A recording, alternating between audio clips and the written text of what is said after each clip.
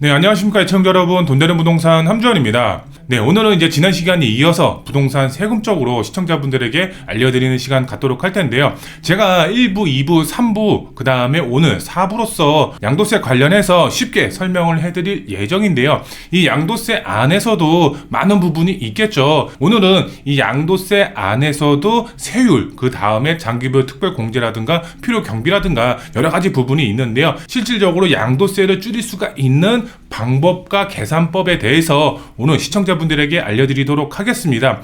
어떻게 보면 조금 어려울 수 있는 부분이 있습니다. 그렇기 때문에 궁금하신 점에 대해서는 댓글 남겨주시면 제가 답글 남겨드리면서 궁금증을 해소해 드리도록 하겠습니다. 네, 그리고 이제 본격적인 영상 시청에 앞서서 구독, 좋아요, 알림 설정 버튼 꼭 부탁드리겠습니다. 네, 이제 지난 시간에 제가 업로드를 해드렸던 영상이죠. 지금 보시면 25년도 양도세 비과세 끝 1주택자 양도세 날벼락 맞는다, 이런 내용으로 업로드를 해드렸습니다. 그만큼 이 양도세 비과세 시청자분들이 굉장히 또 궁금해 하실 내용 중에 하나였기 때문에 제가 주제로 삼아서 업로드를 해드렸는데, 이 중에서도 많은 댓글이 담겨 있었는데 시청자분들이 궁금해 하실 내용으로 제가 다시 한번 설명을 해드리도록 하겠습니다.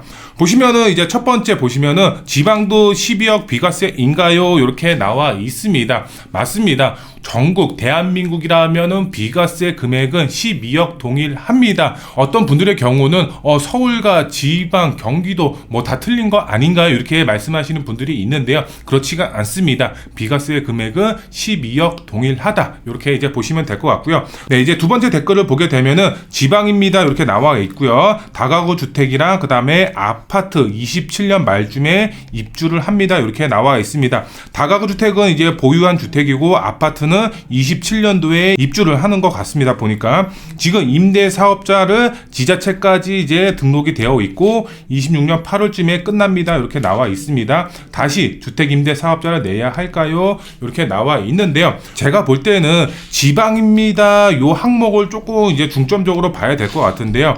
우선 지방이기 때문에 아파트를 이제 들어가실 때 취득세를 이제 납부를 하실 것 같은데요. 취득세 중과가 없을 것으로 보여집니다. 취득세 중과가 없기 때문에 제가 볼 때는 굳이 주택임대사업자를 등록을 할 필요는 없을 것으로 보여지고 있습니다. 하지만 이 다가구 주택이 보유세가 정말 많이 나온다, 그러면 주택임대사업자를 등록을 하셔서 보유세 절세를 하시면 좋을 것 같은데요. 굳이 그게 아니다 그러면은 주택임대사업자를 등록하실 필요는 없을 것 같다, 이렇게 이제 보시면 될 것 같고요. 그 다음에 이제 마지막 댓글을 보게 되면은 빌라 주택수 제외될 때 양도세 관련 내용도 방송해 주세요, 이렇게 나와 있습니다. 오늘 이 방송 같은 경우는 양도세 관련해서 방송을 해드리지만 제가 다음 주 방송 같은 경우는 24년도 이후에 주택수가 제외되는 세금적 혜택에 대해서 제가 상세하게 방송을 해드리도록 하겠습니다. 네, 이제 시청자분들 이제 화면을 보시게 되면은 양도세 계산 이제 기본 개념을 알고 접근을 하셔야 될 것 같은데요. 이 기본 개념을 알면은 이 계산 구조를 파악하실 수가 있겠는데요. 제가 설명을 해드리도록 하겠습니다.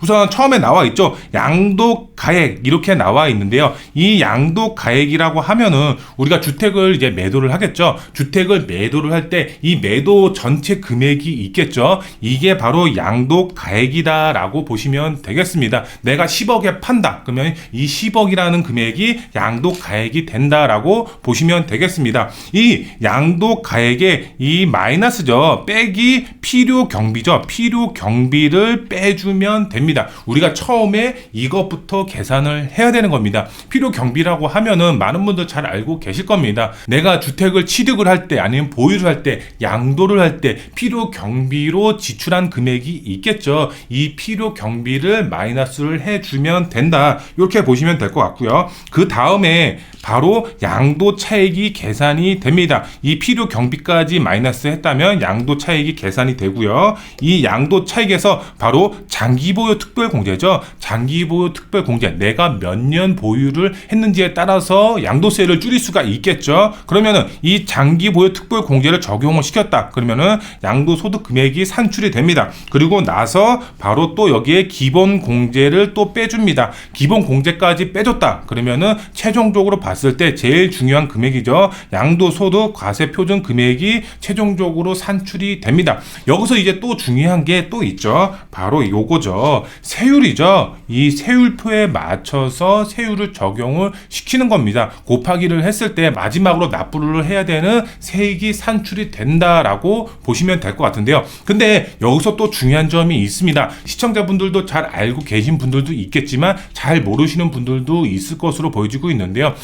양도세는 인별과세다 이렇게 생각하시는 분들이 상당히 많이 있습니다. 인별과세는 맞습니다. 그런데 물건별 과세도 들어간다라는 점을 주목을 하셔야 될 것 같은데요. 이게 무슨 말이냐 제가 설명을 해드리도록 하겠습니다. 우선 이 양도가액의 필요 경비를 뺀 이 양도 차익을 계산을 하고 여기에 장특공을 또 뺐을 때 이 부분이죠. 이 노란색으로 표시가 된 부분 같은 경우는 자산별 계산이 먼저 들어가야 된다라는 점이고요. 그 다음에 양도소득 금액의 기본 공제를 빼서 과세 표준 금액의 세율을 곱해서 마지막 내가 납부를 해야 되는 세액을 이제 산출을 해야 되겠죠. 이 부분 같은 경우는 인별과세다라고 보시면 될 것 같은데요. 이거에 따라서 계산이 어떻게 이루어지는지 제가 설명을 해드리면은 보시면은 이제 예시를 들어서 제가 설명을 해드리도록 하겠습니다. 예시로 봤을 때 우리가 물건별 계산 먼저 들어가야 됩니다. 인별과세부터 들어가는 것이 아니라 물건별 과세부터 먼저 계산이 들어가야 된다라는 점 꼭 명심을 하시면 좋을 것 같고요.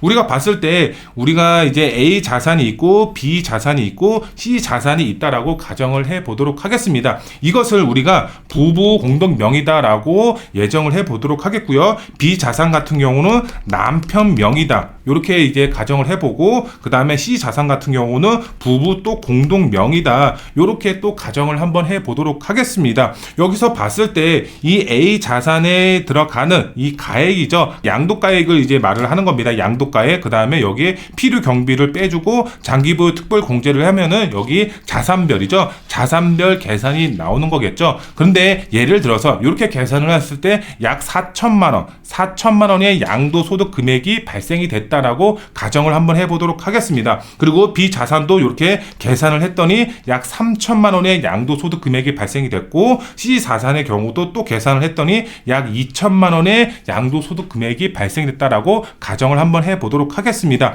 이렇게 물건별로 먼저 계산을 딱 해놓고 그 다음에 바로 또 인별과세로 들어가는 겁니다. 인별 계산으로 딱 들어갔을 때 남편 소득 그 다음에 와이프 소득으로 나눠진다라고 보시면 될 것 같은데요. 우선 남편 소득을 먼저 보게 되면은 이 A라는 자산이죠. A라는 자산에 대해서는 2천만 원. 왜 2천만 원이냐? 우리가 여기 이 양도소득 금액이 4천만 원으로 되어 있죠. 근데 부부 공동 명의이기 때문에 약 50%씩 지분을 갖고 있다라는 가정하에 약 2천만 원의 양도소득 금액이 잡힌다라고 보시면 될 것 같고 B 자산 같은 경우는 3천만 원. 왜 3천만 원이냐? 이 남편 명의로 단독 명의로 되어 있으니까 3천만 원 그대로 적용이 되는 거고 C 자산의 경우는 1천만 원 이렇게 잡아보도록 하겠습니다. 그리고 와이프 명의 같은 경우는 A 자산에서는 2천만 원, C 자산에서는 1천만 원 이렇게 됐을 때 약 6천만 원 남편으로서는 6천만 원의 양도소득 금액이 생긴 거고요. 그 다음에 와이프 명의로는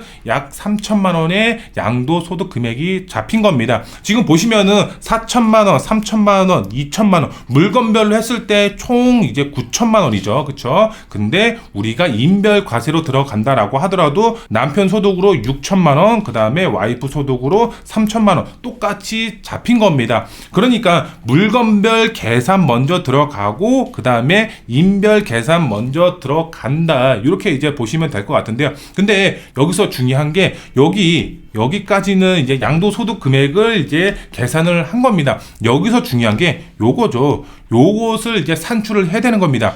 여기에 보시면은 인별 계산을 들어갔을 때 기본 공제, 그 다음에 과세 표준이 나왔으면 여기에 세율을 곱해서 마지막으로 내가 납부를 해야 되는 세액 총액이 발생이 되는 겁니다. 요렇게 계산이 들어가는 건데 그렇다면은 그냥 인별 과세하면 되지 왜 자산별 과세를 하냐 요렇게 생각을 하실 수도 있습니다. 중요한 게 바로 이겁니다. 여기 보시면은 필요 경비와 그 다음에 장기보유 특별 공제가 있습니다. 그렇다면은 이 필요 경비 같은 경우는 이 A에 대한 자산에 대한 필요 경비입니다. 우리가 만약에 예를 들어서 이 A에 대한 자산에 대한 필요 경비를 B로 줄 수가 있나요? B로 줄 수가 없겠죠. 그쵸? C로 줄 수가 있나요? C로 줄 수가 없습니다. A에 대한 필요 경비이기 때문에 A에 대해서만 필요 경비가 지출이 돼야 되는 거고요. 그 다음에 장기 보유 특별 공제도 똑같습니다. A 자산은 뭐 예를 들어서 10년 보유를 했는데 B 자산 같은 경우는 5년밖에 보유를 안 했습니다. 거주는 근데 C 자산에 또 거주를 했고요. 이렇게 보유 기간 아니면 거주 기간 이렇게 각각 다 틀린데 이 장기 보유 특별 공제를 A 자산에 주고 B 자산에 주고 C 자산에 각각 나눠줄 수가 있을까요? 그렇지가 않겠죠. 각 자산별로 보유 기간도 틀리고 거주 기간도 다 틀릴 겁니다. 세율이 다 틀리죠. 그렇죠? 그렇기 때문에 장기 보유 특별 공제 계산까지 이 양도소득 금액까지는 바로 물건별, 자산별 계산이 먼저 들어가야 되는 부분이고요. 그 다음부터 인별 과세로 들어가면서 마지막 과세 표준의 세율을 곱하면은 마지막에 내가 납부를 해야 되는 세액이 산출이 된다. 이렇게 이해를 하시면 될 것 같습니다. 조금 이해가 안 가시는 분들도 있을 텐데요. 이해가 안 가시는 분들의 경우는 댓글 남겨주시면 제가 답글 남겨드리도록 하겠습니다. 그 다음에 또 알아볼 게 바로 이겁니다. 양도세 필요 경비 어떤 게 있는지 많은 분들이 또 궁금해 하십니다. 이 필요 경비죠. 필요 경비가 또 굉장히 중요합니다. 왜 중요하냐? 양도세를 대폭적으로 줄 수가 있는 경비 처리를 할 수가 있기 때문에 이 필요 경비 굉장히 중요하다라고 보시면 될 것 같은데요.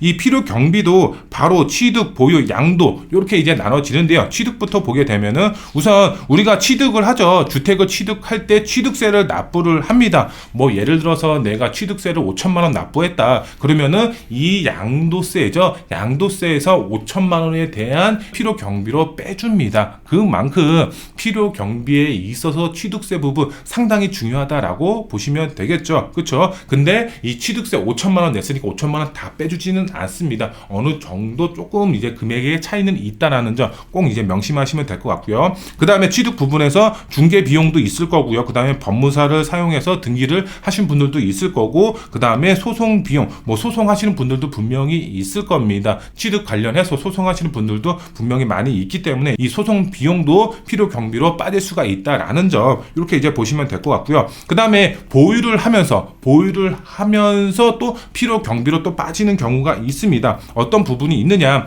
뭐 예를 들어서 샤시를 바꿨다라든가 아니면은 이제 확장을 해서 면적을 늘렸다든가 아니면은 이제 구조물 자체를 보수를 하면서 매매 가격에 변동을 줄 수가 있는 수선비를 지출을 했다. 뭐 예를 들어서 리모델링 같은 게 있겠죠. 그렇죠? 리모델링처럼 매매 가격의 상승을 주도를 할 수가 있는 수선비를 지출을 했다. 그러면은 필요 경비로 증빙을 할 수가 있다. 이렇게 이제 보시면 될 것 같습니다. 말 그대로 이 물건에 대한 필요 경비입니다. 뭐 예를 들어서 이런 경우도 있겠죠. 뭐 예를 들어서 제가 와이프랑 외식을 합니다. 외식을 했는데 여기에 뭐 예를 들어서 정말 비싼 거 먹어가지고 100만 원어치를 먹은 겁니다. 그러면은 이 외식한 금액이 필요 경비로 될 수가 있을까요? 그렇지가 않겠죠. 물건에 대한 필요 경비가 아닌 거죠. 그렇죠? 물건에 대한 이 고유 물건에 대한 필요 경비만 해당이 되는 부분이라는 점 꼭 명심하시면 좋을 것 같고요. 그 다음에 이제 양도 관련해서도 필요 경비가 또 있겠죠. 어떤 부분이 있을까요? 바로 뭐 중개비,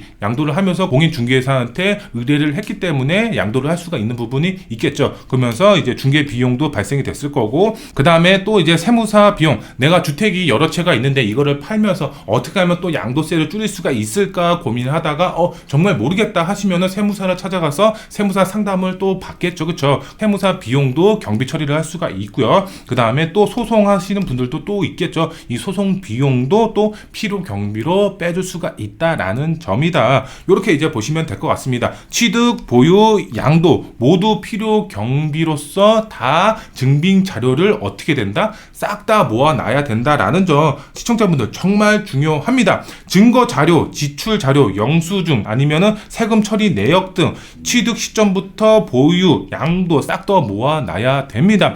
뭐 예를 들어서 양도세가 5억이 나왔는데 여기에 뭐 이것저것 다 따져보니까 양도세를 2억을 내야 되는 겁니다. 그런데 이런 취득, 보유, 양도 이런 필요 경비로 인해서 정말 5천만 원에서 1억까지도 경비 처리로 떼낼 수가 있습니다. 그만큼 이 필요 경비 상당히 중요한 부분이기 때문에 시청자분들도 내가 주택을 취득을 했다 그러면 취득 시점부터 보유 시점까지 내가 정말로 이 주택에 대해서 많은 지출을 했다, 사소한 것도 좋습니다. 사소한 것도 좋기 때문에 반드시 영수증 처리해서 싹 다 모아 놓는 것을 추천을 드린다, 이렇게 설명을 드릴 수가 있겠고요. 그 다음 내용 한번 보도록 하겠습니다. 그 다음 내용 보게 되면은 이 양도세를 줄이기 위해서는 또 장기보유 특별공제죠. 줄여서 이제 장특공이라는 말을 이제 자주 쓰는데요. 이 장기보유 특별공제에 대해서 제가 설명을 해드리면은, 장기보유 특별공제는 그전 같은 경우는 지금 이 보유만 하더라도 최대 80%까지 받을 수가 있었습니다. 그런데 전 정권에서 바꿨죠. 어떻게? 보유, 그 다음에 거주, 요렇게 바꿨습니다. 보유도 해야 되고 거주도 해야 되고 이렇게 최종적으로 40%에서 80%까지 받을 수가 있게끔 변했다라고 보시면 되겠습니다. 우선 여기서 중요한 점은 지금 여기 세율표에 안 나와 있는데요. 거주 요건이죠. 이 거주 요건은 2년부터 시작이 된다라는 점입니다. 위에 보시면 3년 이상부터 이제 시작이 되는 것처럼 나와 있는데 그게 아니라 거주 앞에 2년이 들어가 있는 겁니다. 그리고 여기에 8%의 세율이 먼저 들어가 있는 거고, 보유 기간에는 없는 공실로 이렇게 이제 들어가야 된다라는 점 꼭 이제 시청자분들 알고 계셔야 된다. 거주 기간은 2년부터 8%부터 시작이 된다라는 점 꼭 이제 시청자분들 알고 계셔야 됩니다. 지금 제가 세율표를 요거를 가져왔다 그래서 이렇게 시작이 되는구나라고 오해를 하시면 안 된다. 이렇게 이제 보시면 될 것 같고요. 그 다음에 우리가 중요한 게 이겁니다.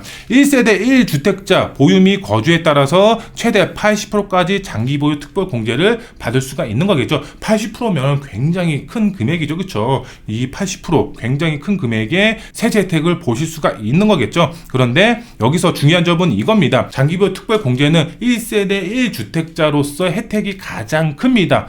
다주택자 분들도 혜택이 있기는 있습니다. 우선 비조정 대상 지역이죠. 비조정 대상 지역의 다주택자인 경우에는 연 2%씩 최대 15년 30%까지 장기보유 특별공제를 받을 수가 있습니다. 다주택자 분들의 경우입니다. 그런데 만약에 1세대 1주택자죠. 1주택자가 만약에 거주요건 없이 보유만 했다라고 가정을 한번 해보면은 연 2%씩 15년 최대 30%만 장기보유 특별공제를 받을 수가 있다라는 점입니다. 그러니까 어떻게 해야 돼? 우리는 거주요건이죠.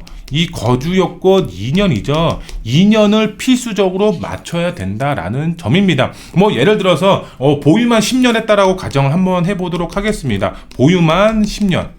보유를 10년을 했으면은 몇 프로죠? 지금 40%의 이제 세율을 적용을 받을 수가 있는 거겠죠. 근데 40%가 아니라 지금 30%, 최대 15년에 30%만 적용을 받을 수가 있는 겁니다. 그러면 어떻게 해야 돼? 거주 2년을 무조건 채워야 되는 겁니다. 제가 앞에 거주 2년이 있다라고 말씀을 해드렸죠. 그러면 어떻게 되느냐? 거주 2년을 채우게 되면은 40%에 그 다음에 거주 2년에 8%에서 적어도 48%의 장기보유 특별 공제를 받을 수가 있는 겁니다. 시청자분들 이해가 가시나요? 1주택자가 거주요건 없으면은 2%씩 최대 30%밖에 장기보유 특별공제를 못 받지만 2년 거주요건을 채웠다. 그러면은 세율표가 틀려진다. 최소 2년은 무조건 거주를 하는 게 장기보유 특별공제에서는 상당히 유리하게 적용이 될 수가 있다라는 점 시청자분들 꼭 알고 계셔야 됩니다. 이 부분 모르시는 분들이 상당히 많이 있다. 이렇게 보시면 될 것 같습니다. 그리고 그 다음 내용을 또 한번 보게 되면은 주택임대 사업자분들이죠. 주택임대 사업자. 많은 분들이 모르고 계시는데요. 장기보유 특별공제 혜택이 지금은 없어졌습니다. 그 전에 등록하셨던 분들의 경우는 그 혜택이 쭉 이어져 옵니다. 하지만 언제부터 20년 12월 31일까지 등록했던 분들의 경우는 이제 8년이면 50%의 장기보유 특별공제, 그 다음에 10년이면은 70%의 장기보유 특별공제 혜택을 받지만 그 이후에 20년 12월 31일 이후에 주택임대 사업자를 등록을 하신 분들이죠. 이런 분들의 경우는 주택임대 사업자로서 장기보유 특별공제죠. 장기보유 특별공제 혜택이 없다, 사라졌다. 요 부분 꼭 이제 신경을 쓰셔야 됩니다. 내가 주택임대사업자 등록했으니까 장기보유 특별공제 혜택 받을 수가 있겠지? 이렇게 생각하시면 안 됩니다.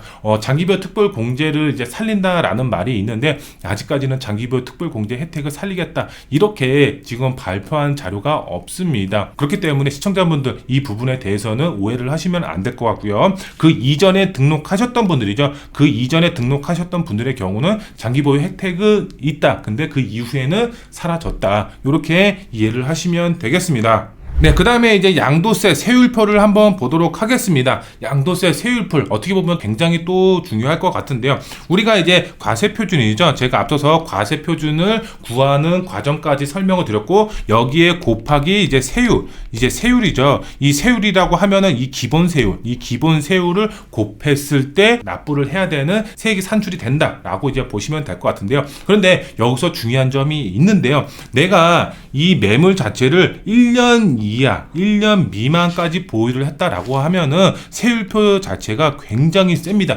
70%의 세율이 적용이 되기 때문에 양도가액이 아무리 높다라고 하더라도 보유 기간이 짧으면은 양도세 폭탄을 맞을 수가 있다라는 점. 그 다음에 2년 미만이다 그러면은 60%의 세율이 적용이 되면서 역시 마찬가지로 폭탄을 맞을 수가 있다라는 점. 요 부분을 꼭 기억을 하셔야 됩니다. 내가 부동산을 취득을 했다 그러면 최소 2년 이상은 보유를 해야지 기본 세율이 적용이 되면서 6%에서 최대 45%까지 적용이 되고 있다. 이 부분 꼭 명심을 하셔야 됩니다. 2년 이상은 우리는 부동산을 취득을 했으면 보유를 무조건 2년 이상 하자. 이 부분 꼭 명심하시면 좋을 것 같고요. 그 다음에 우리가 봤을 때 6%에서 최대 45%의 세율이 적용이 되고 있습니다.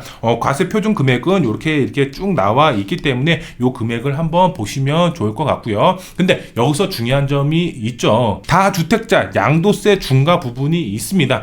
시청자분들 많은 분들이 알고 계실 건데요. 제가 한 번 더 짚어드리도록 하겠습니다. 이 주택자부터는 20%의 지금 양도세 중과세율이 적용이 되고 그 다음에 3주택자 분들의 경우는 이 30%의 양도세 중과세율이 적용이 됩니다. 만약에 정말로 내가 10억 원이 초과가 된 양도 과표가 적용이 돼서 45%의 양도세가 적용이 됩니다. 그런데 제가 다주택자야. 그러면 30%의 양도세 세율이 또 추가적으로 들어간다라고 했을 때는 몇 프로죠? 거의 80%에 육박한 세율이 적용이 되는 거죠. 양도세로 그냥 싹 다 뺏기는 경우가 되겠죠. 그만큼 이 다주택 양도세 중과 부분 정말 신경을 써야 되는 부분일 것 같은데요. 그런데 26년 5월까지는 한시적으로 정부에서 중과를 배제를 시켰습니다. 강남 3구도 역시 마찬가지로 중과 배제입니다. 강남 3구는 조정 지역이니까 양도세 중과 지역이니까 여기는 아닌가? 이렇게 생각하실 것이 아니라 강남 3구, 용산도 양도세 중과 배제가 되고 있다. 언제까지? 26년 5월까지 적용이 되고 있다라는 점 시청자분들 꼭 알고 계시면 좋을 것 같고요. 그 다음 내용을 한번 보도록 할까요? 양도세 최대한 줄이려면 어떻게 해야 될까요? 바로 필요경비죠. 필요경비, 지출 내용, 증빙자료 꼼꼼하게 챙겨 놓으시면 좋을 것 같습니다. 내가 부동산을 취득한 지가 10년 전, 20년 전이다. 나 그때 안 챙겨 놨는데 필요경비로 증빙을 해야 되는데 못하면 어떻게 해야 되나 이렇게 생각하시는 분들도 있는데요. 제가 그 부분에 대해서는 질문하시면 댓글로 남겨드리도록 하겠고요. 우선 또 장기보유 특별공제죠. 앞서서 말씀을 드렸지만 거주이 2년을 해야지만 혜택이 그만큼 커진다라는 부분 시청자분들 꼭 알고 계시면 될 것 같고요. 그 다음에 비과세와 중복 적용이 된다. 이렇게 보시면 될 것 같고 그 다음에 마지막으로 다주택자 분들이죠. 다주택자 분들의 경우는 이 중과 배제, 한시적 중과 배제